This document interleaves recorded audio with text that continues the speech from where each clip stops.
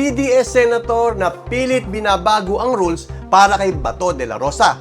Delikado ito kapag ang rules ng Senado ay binabago hindi para sa taong bayan kung hindi para protektahan ang mga kakampi na may issue ng pagnanakaw na napipintong makulong. Para makaboto po kung sino man yung makukulong dahil sa announcement ng ombudsman na may lalabas na po ang warrant ng ilan sa mga kasama natin, Madam President. Hindi ito reform, ito ay survival tactics para ma-acquit si Sara Duterte kahit mabigat ang ebidensya laban sa kanya. Kung kaya nilang baluktutin ang rules para kay Bato, paano pa kaya sa impeachment trial ni Sara Duterte? Hindi lang ito tungkol sa attendance. Preview ito kung paano nila ihohokus-pokus ang impeachment trial. Tandaan natin sa 2028 ay huwag natin iboto ang 13 na mga 13 na senador na utusan ng mga Duterte.